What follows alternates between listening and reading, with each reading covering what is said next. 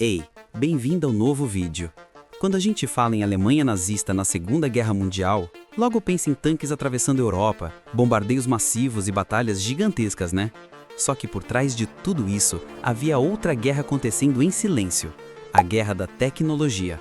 Em bunkers escondidos, laboratórios secretos e campos de teste isolados, cientistas e engenheiros trabalhavam em projetos tão avançados que muitos pareciam coisa de ficção científica.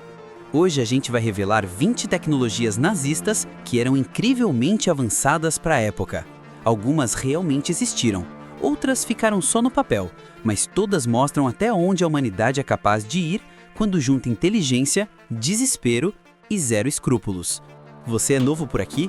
Já se inscreve no canal e ativa o sininho para não perder os próximos vídeos. E antes de começar, já deixa o like, porque isso ajuda muito o canal a crescer. Bora lá? Número 20. Zielgere 1229, Vampir, o soldado que enxergava no escuro.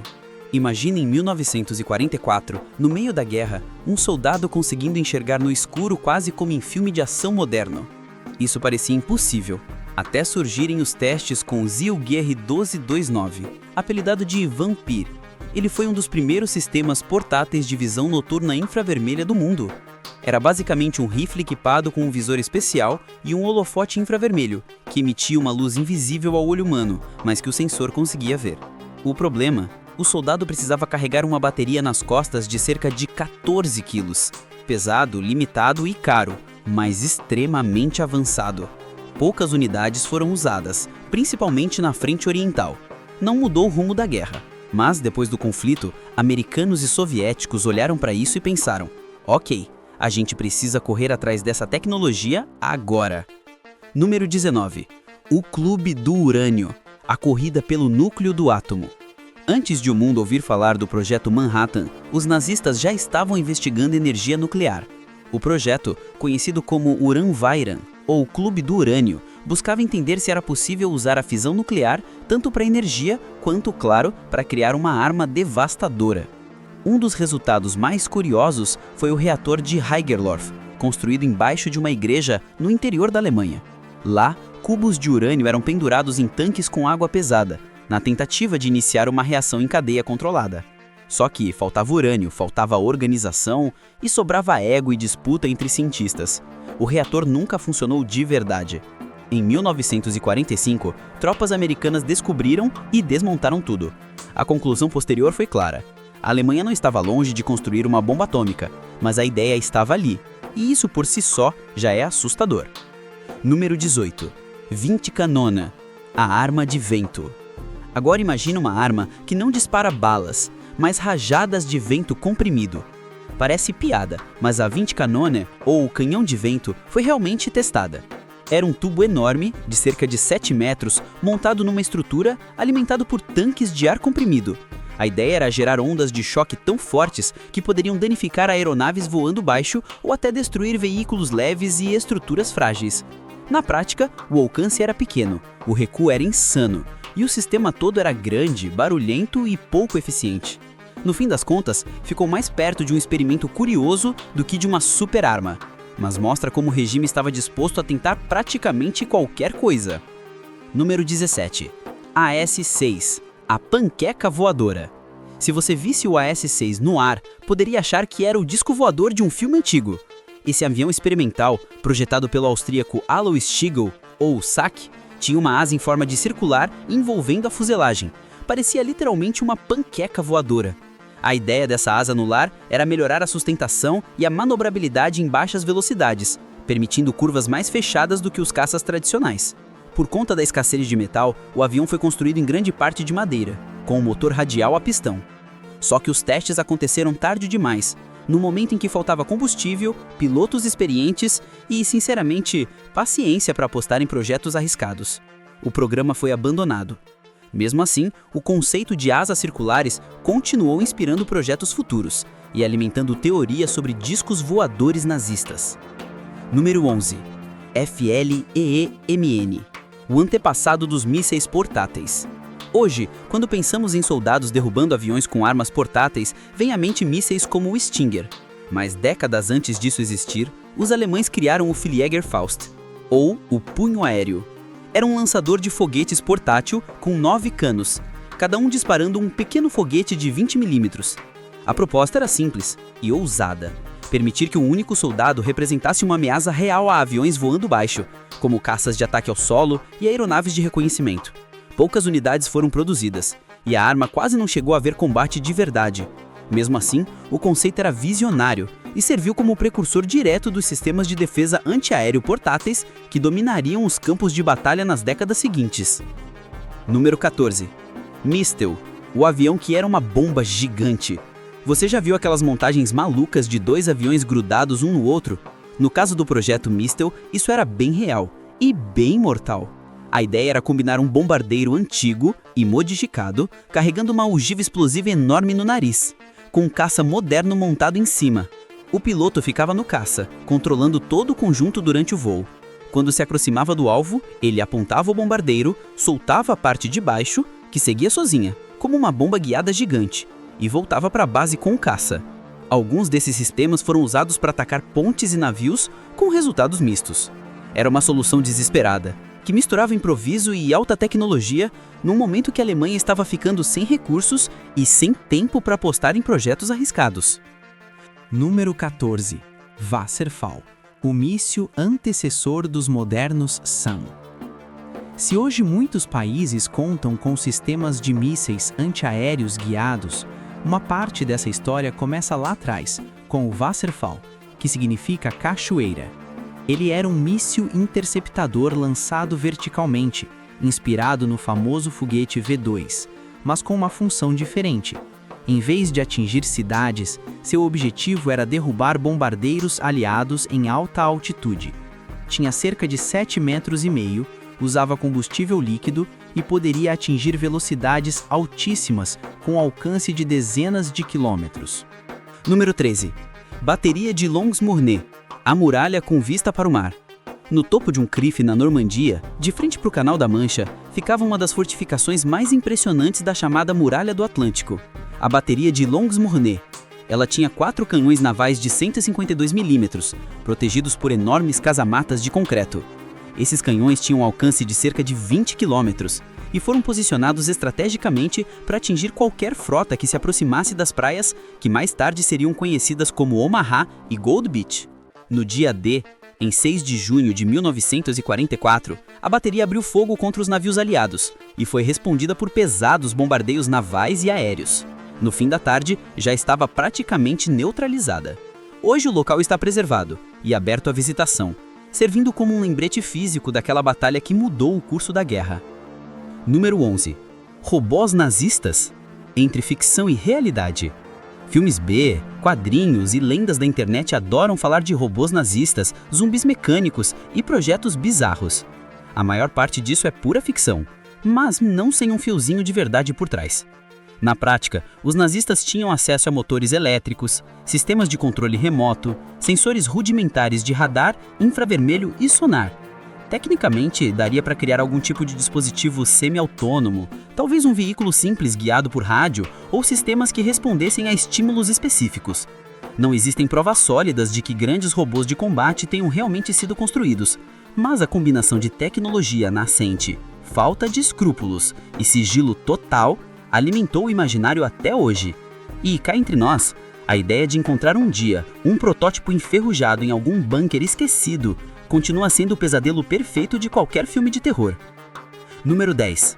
Junkers 390, o gigante que pode ter visto Nova York. O Junkers 390 foi um dos projetos de avião mais ambiciosos da Alemanha nazista. Era um monstro de 6 motores criado a partir do Junkers 290, com fuselagem alongada e enorme envergadura. Seu objetivo? Voos de ultra-longo alcance, inclusive dentro de um plano mais amplo que você ainda vai ver nesse vídeo. A ideia de atacar, simbolicamente, os Estados Unidos. Em teoria, o Junkers 390 poderia voar milhares de quilômetros, chegando até a costa leste americana.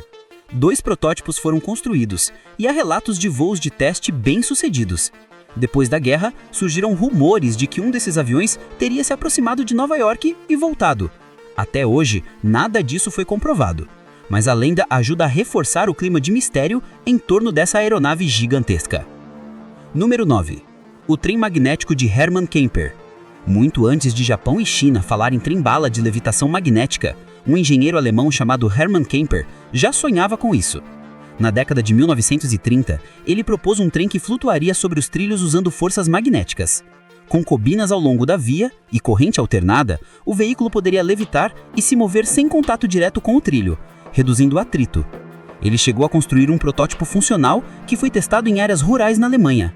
Não alcançava grandes velocidades como os maglev modernos, mas provava que a ideia era tecnicamente possível. Com a guerra, recursos foram desviados e o projeto foi abandonado. Décadas depois, o mundo voltaria justamente a esse conceito e, de certa forma, resgataria um sonho que começou ali. Número 7. Horten H-18, a asa voadora furtiva antes do tempo. Os irmãos Horten eram obcecados por um conceito: a asa voadora. Em vez de uma fuselagem tradicional com cauda, eles queriam uma aeronave que fosse praticamente só asa. O Horten H-18 foi um dos projetos mais ousados, um bombardeiro de longo alcance em formato de asa voadora, com motores embutidos e desenho pensado para reduzir o arrasto e, de quebra, dificultar a detecção por radar. Na teoria, ele poderia voar a grandes altitudes e distâncias, carregando bombas até alvos distantes, inclusive em outros continentes.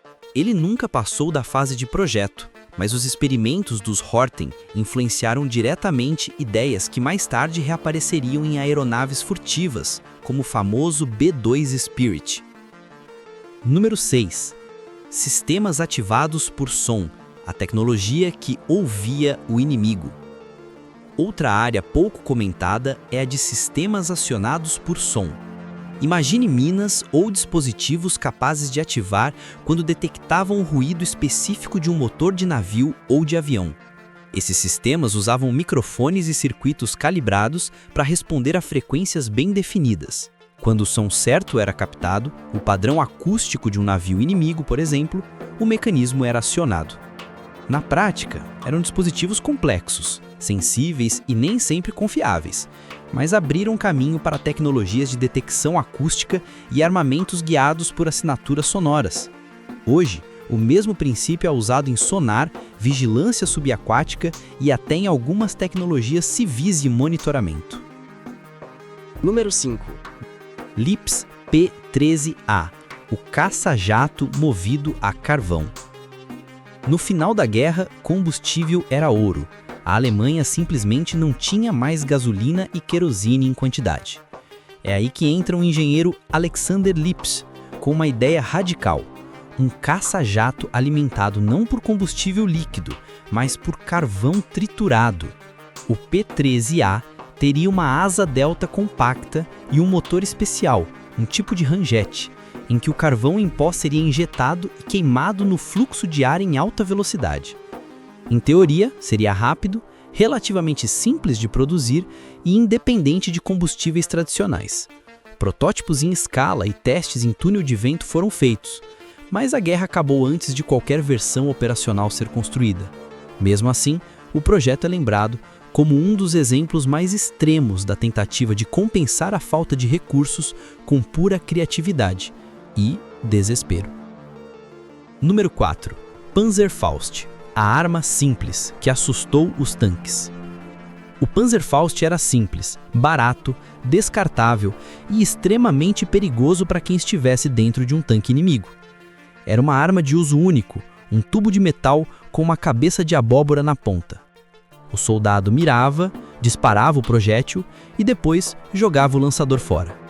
A ogiva concentrava a explosão em um ponto, conseguindo perfurar blindagens pesadas. Foi distribuído a soldados regulares, paraquedistas e até a unidades de defesa local. Depois da guerra, seu conceito inspirou uma nova geração de armas antitanque, como os RPG soviéticos, que se tornariam presença constante em conflitos ao redor do planeta. Número 3. Schienen Zeppelin, o dirigível sobre trilhos. O nome já entrega um pouco da ideia. Schienen Zeppelin significa dirigível sobre trilhos. Esse trem experimental criado no início dos anos 30 por Franz Krukenberg parecia mais um avião sem asas do que um trem comum. Ele tinha uma estrutura aerodinâmica leve e, na traseira, uma enorme propela de avião empurrando o veículo pelos trilhos. Em 1931, atingiu cerca de 230 km por hora, um recorde impressionante para a época. Mas apesar da inovação, o projeto tinha problemas sérios de segurança, ruído e praticidade. Nunca entrou em operação comercial. Mas sua imagem futurística permanece até hoje como um símbolo de uma época em que a engenharia parecia não ter limites.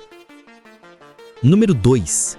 SS Werfergerät 361, foguetes improvisados. Perto do fim da guerra, quando tudo começava a desmoronar, algumas unidades da SS começaram a improvisar suas próprias armas, meio à parte do exército regular. Um exemplo disso é o sistema conhecido como SS Werfergerät 361, que utilizava tubos de foguetes soviéticos capturados, reaproveitados com ogivas e propelentes modificados pelos alemães. Era uma forma de criar artilharia de foguetes de baixo custo, com o que tivesse disponível. O alcance era relativamente curto, a precisão era baixa e não há indícios de que tenha sido produzida em larga escala. Mas esse projeto mostra bem o clima dos últimos meses de guerra, improviso, escassez e tentativas desesperadas de manter algum poder de fogo. Número 1. Projeto America Bomber. Atingir os Estados Unidos a qualquer custo. No auge da guerra, surgiu uma ideia tão grandiosa quanto impraticável: o projeto America Bomber. A meta era desenvolver um bombardeiro que pudesse sair da Europa, cruzar o Atlântico, atingir alvos nos Estados Unidos, especialmente em Nova York, e voltar. Várias empresas apresentaram propostas. Messerschmitt 264, pensado como bombardeiro de longa distância, mas cheio de problemas técnicos. Junkers Ju-390, aquele gigante de 6 motores de que já falamos. O Horten H-18, a asa voadora furtiva que poderia, em teoria, ser usada nesse papel. Focke-Wulf Taf-400, outro projeto de bombardeiro pesado que nunca saiu do papel. No fim, o projeto era irrealista para a situação da Alemanha. Faltavam recursos, combustível, pilotos, tempo e, principalmente, uma verdadeira chance de mudar o rumo da guerra com algo desse tipo. Mas a simples existência desse plano mostra até onde a megalomania do regime estava disposta a ir. Agora me conta, qual dessas tecnologias você achou mais bizarra, assustadora ou impressionante? Deixa aí nos comentários. Vou curtir ver o que você pensa sobre essas ideias que, felizmente, ficaram presas em grande parte no passado. Se você gostou do vídeo, não esquece de deixar o like, isso ajuda muito o canal. Se ainda não for inscrito, se inscreve e ativa o sininho para não perder os próximos conteúdos.